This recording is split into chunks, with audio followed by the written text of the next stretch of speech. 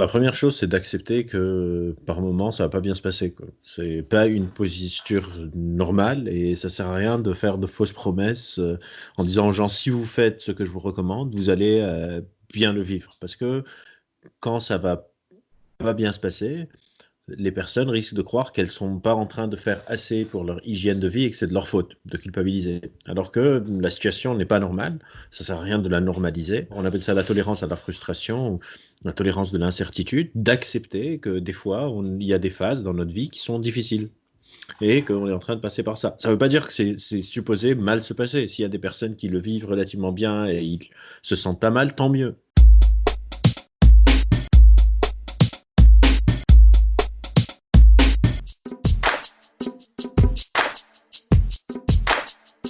Par exemple, avoir des horaires de sommeil réguliers, euh, ne pas être collé aux informations en continu, d'éteindre pour le moment les notifications des applications sur le téléphone, genre je ne sais pas combien de décès, je ne sais pas qu'est-ce qui se passe, etc. Vous n'avez pas besoin de le savoir.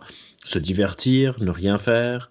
Avoir des contacts sociaux si on est confiné seul, profiter un peu du soleil à sa fenêtre. Ceux qui ont un espace extérieur, on n'est pas tous égaux face au confinement. Mais en général, c'est avoir un rythme de vie relativement stable, bien manger, bien s'hydrater. On oublie de boire, par exemple, des choses vraiment presque bêtes. Mais surtout, accepter que des fois, ça se passe mal.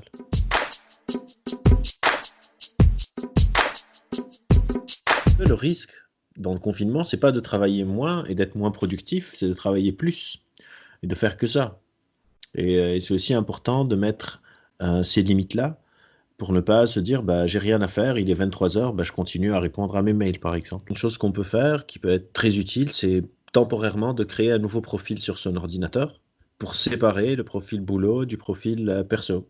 Comme ça, si je veux, je sais pas, regarder des séries ou faire un apéro Skype avec mes potes, etc., j'ai pas en permanence les mails du boulot qui tombent, les messages Slack, toutes les interruptions. Mon navigateur n'a pas les onglets de mon boulot que j'avais ouverts, dont j'aurais besoin le lendemain. Sur Mac, vous pouvez directement glisser sur un autre bureau. Ça, ou sinon, vous pouvez créer d'autres utilisateurs. Mais de créer, comme la séparation dans le monde physique du bureau versus euh, chez moi, de faire des séparations d'espaces virtuels entre mon bureau et mon desktop.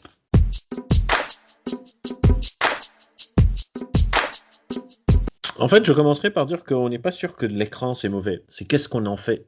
Par exemple, l'écran peut être très mauvais si mon enfant est collé à l'écran tout le temps et donc ça l'empêche d'avoir des interactions sociales. Par contre, ce serait aussi mauvais si j'ai un enfant, par exemple, qui est tout le temps collé au livre et qui parle pas avec ses potes et qui développe pas ses compétences sociales non plus. C'est la monotâche quelque part qui est problématique. Et aussi, ça dépend de ce qu'il y a sur l'écran. Par exemple, si j'ai un enfant qui est en classe de seconde et il doit apprendre ses mathématiques et sa géographie ou son histoire ou la physique ou la chimie, et il est sur YouTube en train de regarder des animations d'une division cellulaire, il va probablement apprendre beaucoup plus que s'il regarde des images statiques dans son bouquin. Mais s'il est tout le temps euh, euh, en train de regarder à la télé la même émission pendant 120 épisodes, ça va être mauvais. Donc c'est pas juste l'écran, c'est qu'est-ce qu'on en fait.